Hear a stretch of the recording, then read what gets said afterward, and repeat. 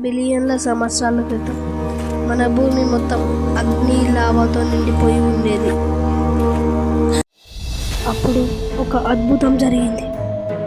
సముద్రాల్లో చిన్న చిన్న జీవాలు పుట్టాయి. ఆ సూక్ష్మ జీవం నుంచే భూమిపై ఉన్న ప్రతి జీవం ప్రారంభమైంది.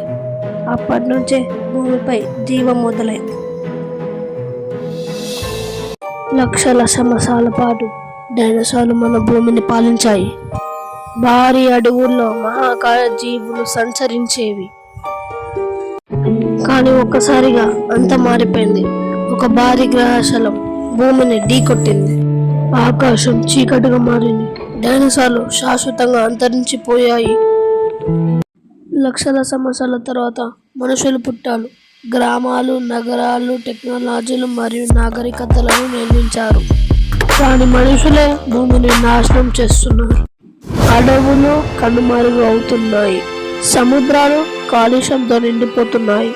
ప్రతిరోజు జంతువులు అంతరించిపోతున్నాయి. మరియు భూమి మెల్లగా వేడెక్కుతోంది.